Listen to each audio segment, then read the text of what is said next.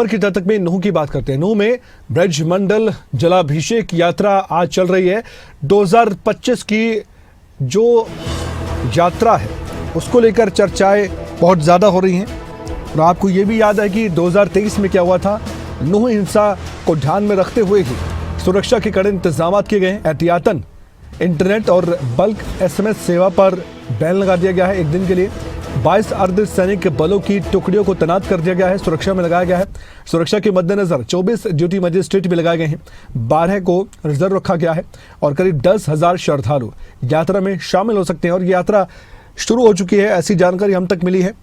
और हमारे साथ करण जयसिंह जुड़ चुके हैं, उनसे हम अपडेट के साथ जानकारी हासिल करते हैं। करण, अभी कहां पर आप मौजूद हैं? ये जो जलाभिषेक यात्रा है कहां से शुरू हो रही है और नूह में कहां जानी है? जो दर्शक नहीं जानते उनकी जानकारी के लिए बताइए। और क्या ये यात्रा शुरू हो चुकी है करण?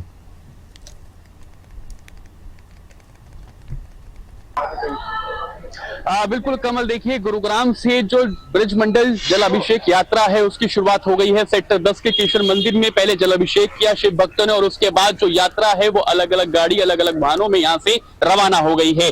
कितने भक्त यहाँ से नूह के लिए रवाना हुए हैं और यहाँ पर जलाभिषेक कर दिया है और अब कितनी देर में नूह पहुंच जाएंगे? लगभग 100 से अबव ही गाड़ियां हैं, साथ में 2 बसें भी हैं। तो आप मान के चलिए 1000 के करीब श्रद्धालु यहाँ से जा रहे हैं। रास्ते में भी जगह जगह इकट्ठा और होंगे, जैसे अभी हमारा घामड़ो टोल प्लाजा पे सबका इकट्ठा होने के, क्योंकि शहर के दूसरे हिस्से से जो साथी यहाँ नहीं पहुंचे वो गाड़ियां सीधा वहीं पहुंचेंगी।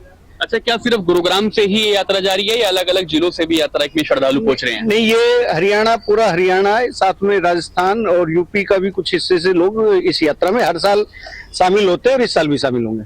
बिल्कुल कमल, देखिए ना ही सिर्फ गुरुग्राम बल्कि राजस्थान और यूपी के कई जिलों से जो श्रद्धालु हैं वो नूह पहुंचते हैं। क्या मान रहे हैं जो 2023 में हुआ उसके सुरक्षा के मद्देनजर इस बार नूह में तमाम पुलिसकर्मियों की तैनाती कर दी गई है। क्या आप भी सुरक्षा के जो इंतजाम किए गए हैं उससे खुश हैं? बिल्कुल खुश हैं, बिल्कुल। उस सारी जो पुलिस प्रशासन हमारा बहुत अच्छी तरीके से सारा सरकार ने किया हुआ इंतजाम वहाँ पे, बहुत खुशी कुशल मंगल अपनी यात्रा निकलेगी इस बार, हमको पूरा विश्वास है। इससे पिछली बार भी बहुत अच्छी तरीके से निकली थी। अच्छा, यहाँ से सीधा क्या आप नल्लड़ जाएंगे या नूह के जो अलग अलग मंदिर है वहाँ किस तरह का रूट रहने वाला है इस बार? यहाँ से कृष्ण मंदिर से यात्रा शुरू होकर हिरोंडा चौक से होती हुई सोना, जो हमारा भुवनेश्वर टोल प्लाजा है वहां पर ये सब एकत्रित होंगे। और उसके बाद जो है सबसे पहले नल्लड़ महादेव मंदिर जाएंगे, उसके बाद झीर मंदिर जाएंगे और उसके बाद श्रृंगार मंदिर जाएंगे। अच्छा, नल्लड़ मंदिर की बात करें, कितनी मान्यता है उस मंदिर की? पांडवकालीन समय का मंदिर है, उसकी बहुत मान्यता है। पांडवों ने अपने हाथ से उसकी स्थापना की है। तो इस दृष्टिकोण से, और श्रावण मास चल रहा है, इस दृष्टिकोण से भगवान शिव की आराधना का विशेष पर्व है।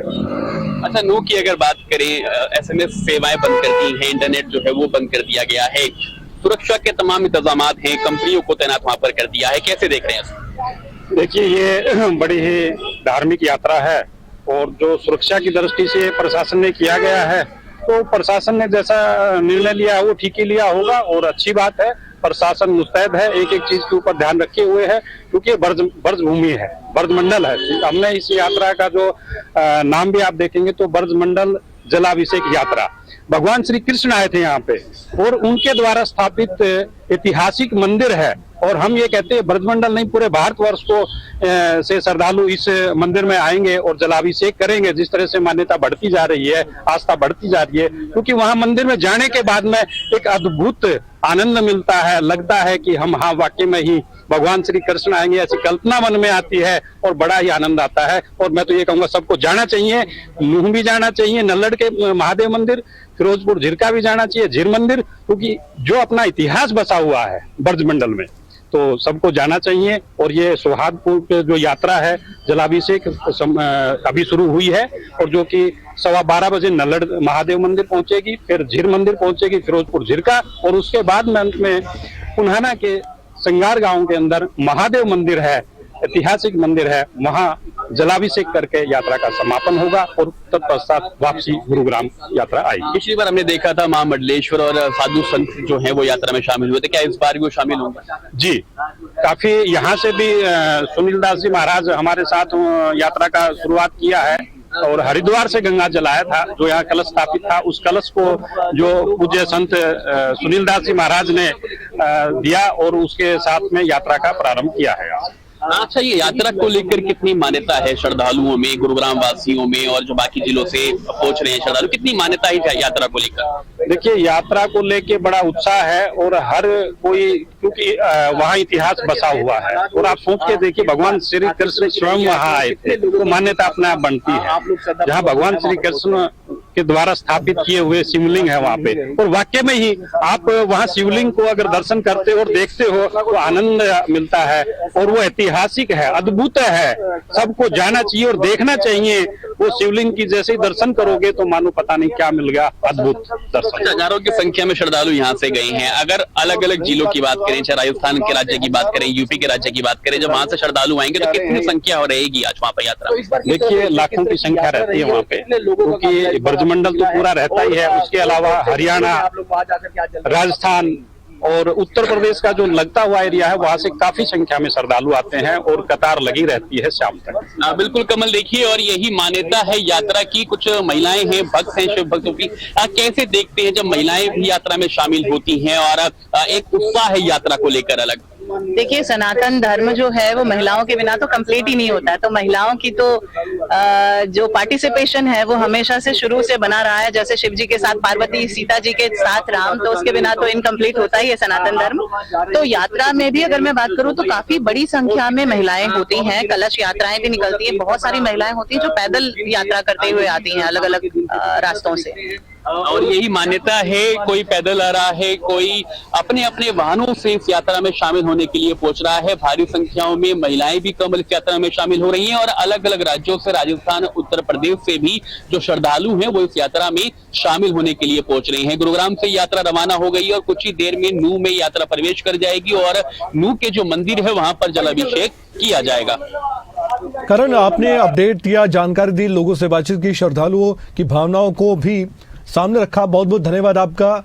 लेकिन हमारे साथ इसी खबर पर जितेंद्र चौधरी भी जुड़ चुके। जितेंद्र, क्या कुछ इंतजामात नूह में इस बार आपको अलग लग रहे हैं? क्योंकि साल 2023 में जो हुआ वो बहुत दुर्भाग्यपूर्ण था, लेकिन न केवल सुरक्षा के लिहाज से बल्कि भाईचारा भी यहाँ पर दिखना चाहिए। ऐसा नहीं कि कलश यात्रा निकलिए तनावपूर्ण माहौल हम कहें, बल्कि एक बड़ा उदाहरण भी दोनों समुदाय के लोग पेश भी कर सकते हैं। आज उनके पास एक मौका भी है।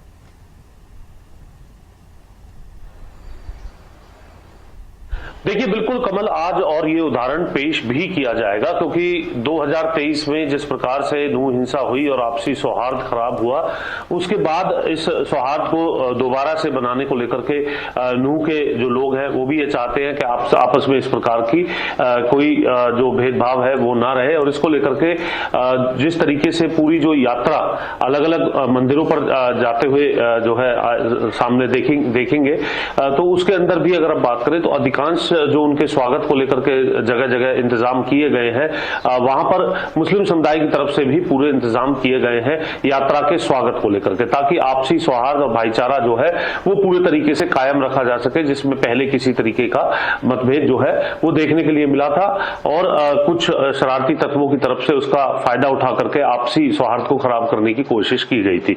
जहां तक बात की जाए कि इस बार क्या खास अलग देखने के लिए मिल रहा है, एक बात स्पष्ट है कि पूरे तौर से प्रशासनिक स्तर पर इसको लेकर के कोई कोताही ना रहे, इस बात का पूरा ध्यान रखा जा रहा है। इससे पहले भी हालांकि सुरक्षा के इंतजाम किए जाते थे, लेकिन अभी अगर हम बात करें तो एडीजीपी स्तर के जो बड़े अधिकारी हैं उनकी तरफ से लगातार फीडबैक लिया गया है। जिले के जो आला अधिकारी हैं उनकी तरफ से रूट का पूरा जायजा लिया गया है। पूरे तरीके से उन सोशल मीडिया को ध्यान में रखते हुए इंटरनेट जो है वो बंद किया गया है, बल्क सेवाएं SMS की जो है वो बंद की गई हैं। इसी के साथ साथ शरारती तत्वों पर पूरी निगाह जो है वो रखी जा रही है। जो इस प्रकार के यात्रा में कोई खलल डाल सकते हैं वहां पर भी पैनी नजर रखने का काम किया जा रहा है। पेट्रोल पंप पर अगर हम बात करें तो पेट्रोल डीजल कैन में लेने, बोतल में लेने, यानी खुले तौर पर लेने को लेकर के पूरे तरीके से प्रतिबंध लगा दिया गया है। और इस प्रकार से अगर कोई ले भी रहा था अभी हाल ही के अंदर, तो उस पर भी कार्रवाई करने का काम पुलिस की तरफ से तुरंत किया गया है। इस प्रकार के 87 कैन डीजल के जो है वो पकड़े गए हैं। तो अपने आप में और इसी के साथ साथ न सिर्फ नूह के अंदर बल्कि इसके अलावा यात्रा के अंदर भी अगर कोई शरारती तत्व है तो उनको पूरे तौर पर प्रतिबंधित किया गया है यात्रा में शामिल होने को लेकर के। यहाँ पर अगर हम बात करें तो विवादित चेहरे के तौर पर बिट्टू बजरंगी जिस तरीके से सामने नजर आया था उसको भी यात्रा में पूरे तरीके से बैन किया गया है। हालांकि हाईकोर्ट बिट्टू बजरंगी जो है वो इजाजत लेने के लिए पहुंचा था कि उन्हें भी अपनी आस्था में जो है शामिल होने का पूरा मौका जो है वो मिलना चाहिए, इस यात्रा में शामिल होने का मौका मिलना चाहिए, लेकिन अभी तक जो हमारे सूत्र बता रहे हैं कोई उन्हें अनुमति नहीं मिली है, बल्कि पुलिस से जवाब मांगा गया था जिसमें पुलिस की तरफ से भी अपना जवाब दे दिया गया है कि आपसी सौहार्द को बनाए रखने को लेकर के और पीछे जिस प्रकार की हिंसा हुई थी उसमें बिट्टू बजरंगी की जो जिस तरीके की कारगुजारी थी उसकी पूरी जानकारी भी यहाँ पर दी गई है। तो अपने आप में ऐसी तमाम चीजें जिनसे पीछे के अतीत से जिनसे सीखने को मिला है उन बातों को भी प्रशासनिक स्तर पर ध्यान में रखा गया है। लोगों के स्तर पर भी इस बात को ध्यान में रखा जा रहा है कि यात्रा जो है वो शांतिपूर्वक ढंग से निकलनी चाहिए। डीजे बजाने को लेकर के भी पूरे तरीके से प्रतिबंध जो है वो लगाया गया है। 10,000 के करीब जो श्रद्धालु है वो इस यात्रा के अंदर शामिल हो सकते हैं। दरअसल इसमें महाभारत कालीन के नूह के अंदर ऐसे 3 मंदिर हैं जिन मंदिरों पर होते हुए ये यात्रा जाती है और नल्हड़ मंदिर से इसकी शुरुआत होती है। नल्हड़ मंदिर वही मंदिर है जहां पर यात्रा जब इससे पहले साल 2023 में पहुंची थी इस बीच तो उस वक्त जो है हमने देखा था कि आपसी सौहार्द को खराब करने वाले जो शरारती तत्व थे वो पूरे तरीके से एक्टिव हो गए थे और इसको एक ये कह सकते हैं कि अपने आप में धार्मिक जो है हिंसा के तौर पर जो है बनाने का प्रयास जो है वो किया गया था और काफी हद तक ये ऐसा रूप लेते हुए भी नजर आया था। लेकिन अभी ये तमाम चीजें दोबारा रिपीट न हो इस बात को पूरे तरीके से जाति धर्म के जो है आधार पर भी ध्यान रखा जा रहा है।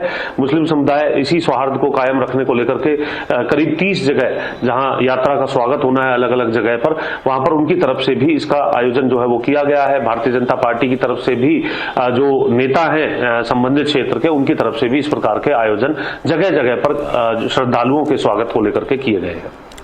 शुक्रिया इस खबर पर जानकारी देने के लिए आपका।